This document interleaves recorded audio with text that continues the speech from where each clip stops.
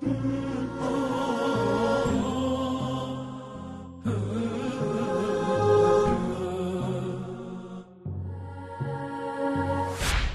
باللہ من الشیطان الرجیم، بسم اللہ الرحمن الرحیم، ونحمدہ ونصلی علی رسولہ الکریم وآلہ الطیبین الطاہرین المعصومین المظلومین۔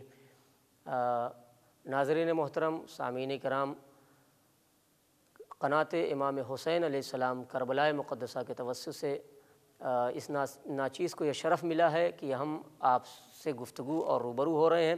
ظاہر سی بات ہے کہ آج اس معاشرے میں لوگ نماز کو ہلکا سمجھ رہے ہیں، جیسا کہ لیکن بعض حدیثوں میں آیا ہے کہ من استخف بصلاتی لا تنال شفاعتنا من استخف بصلاتہ، کہ ہماری شفاعت کو وہ نہیں پا سکتا جو نماز کو ہلکا سمجھتا ہے، جو نماز کو مثلا کہ نماز کیا ہے، کیسے کیا ہے، کہ نماز کیوں پڑھنا چاہیے۔ بعض لوگ ایسے ہیں کہ جو نماز ہی نہیں پڑھتے ہیں۔ تو نماز کا امام مہدی صرف امام مہدی علیہ السلام سے ربط نہیں، بلکہ ہمارے سارے ائمہ سے ربط ہے کہ نماز کا کیا ربط ہے، اس کی عظمت کیا ہے، اس کی شان کیا ہے۔ الصلاۃ عمود الدین، نماز دین کا ستون ہے۔ الصلاۃ قربان کل تقی، نماز ہر تقی متقی کی پہچان اور قربان ہے، قربان وسیلے کا ذریعہ ہے اللہ کی طرف۔ اور الصلاۃ معراج المومن، نماز مومن کی معراج ہے۔ یہ ساری حدیثیں کہاں جائیں گی اگر آپ نماز کو ہلکا سمجھیے گا۔ پیغمبر نماز پڑھتے تھے، اسی لیے قرآن مجید نے پیغمبر سے کہا اقم الصلاۃ لذکری، اگر تم میرا ذکر کرنا چاہتے ہو تو میرے ذکر کے قیام کے لیے نماز قائم کرو، نماز ہی میرا ذکر ہے۔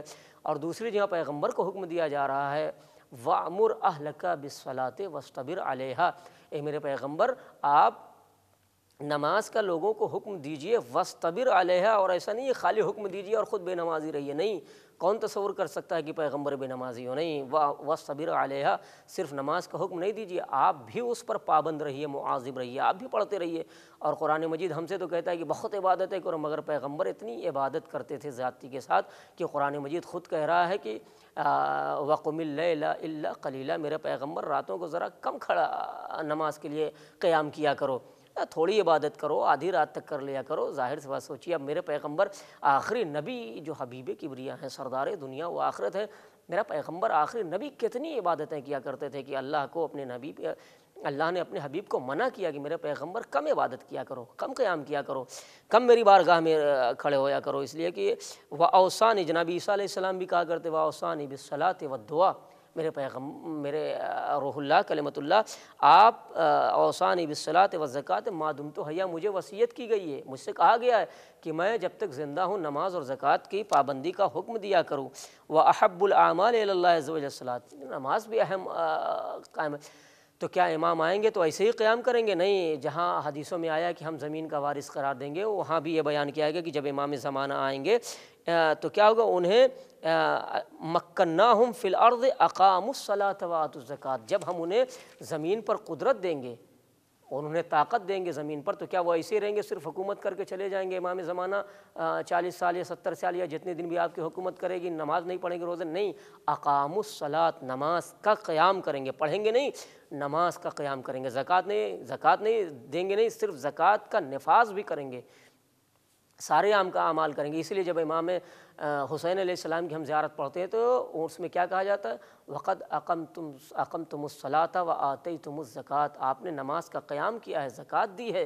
عزیزان گرامی، تو یہاں صرف نماز سے مراد اور امام زمانہ کا ربط یہ نہیں نماز پڑھیں گے، نہیں، نماز کا قیام کریں گے اور زکوٰۃ کا قیام کریں گے، یہ امام زمانہ کی شان اور سارے ائمہ کی شان یہ ہے کہ امام زین العابدین علیہ السلام، جنہیں زین العابدین سید الساجدین کہا جاتا ہے، ان کی نماز کا یہ عالم تھا کہ جب بارگاہ پروردگار عالم کے سامنے آتے تھے تو بدن لرزنے لگتا تھا، کانپنے لگتے تھے، چہرہ زرد پڑتا جاتا تھا، اور کسی نے پوچھا مولا آپ زین العابدین سید الساجدین ہو کے ایسے کانپ رہے ہیں پروردگار عالم کے بارگاہ میں؟ تو آپ نے فرمایا کہ آپ ہاشمی ہیں اور یہ ہیں وہ ہیں دنیا بھر کے مثلاً، مگر امام نے فرمایا کہ جنت اللہ نے اپنے مطیع بندوں کے لیے خلق کی ہے، چاہے وہ حبشی غلام کیوں نہ ہو، اور جہنم اپنے ان بندوں کے لیے خلق کی ہے جو اللہ کے مطیع و نافرمان بندوں کے لیے خلق کی ہے، چاہے وہ ہاشمی کیوں نہ ہو۔ اب سوچئے ان کی عبادت، ان سے پوچھا گیا کہ مولا آپ کی عبادت اور آپ کے جد امیر المومنین کی عبادت، کہا میری عبادت میرے جد امیر المومنین کی عبادت کے مقابلے میں ایسے ہی ہے جیسے میرے جد امیر المومنین کی عبادت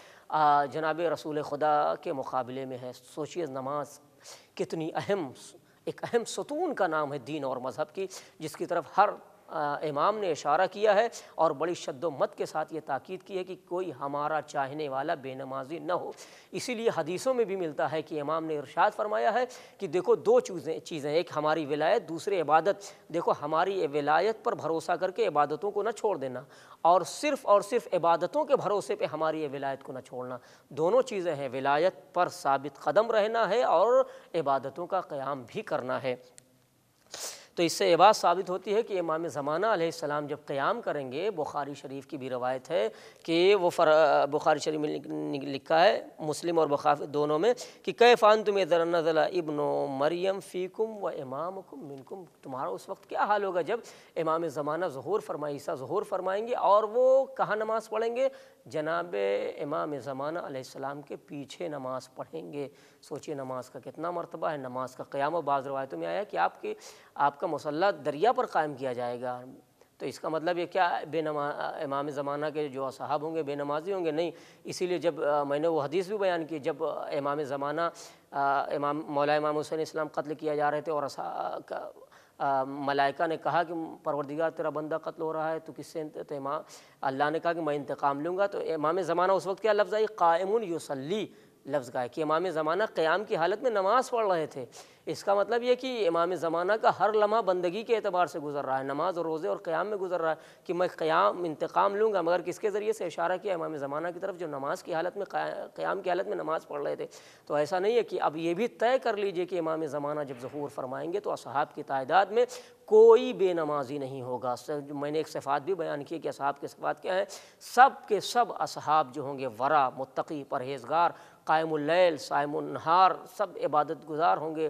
اور ظاہر سی بات ہے امام زمانہ جو خود قائم الرسلی کے حامل ہوں، کیسے بے نمازیوں کی اپنے صف میں شامل کریں گے؟ تو دعا گو ہوں کہ سب کو بے نمازی ہونے سے بچائے اور اللہ ہمارا نماز گزاروں میں شمار فرمائے اور امام زمانہ کے چاہنے والوں میں ہمارا شمار ہو۔ والحمدللہ رب العالمین، وصلی اللہ علی محمد وآلہ الطاہرین۔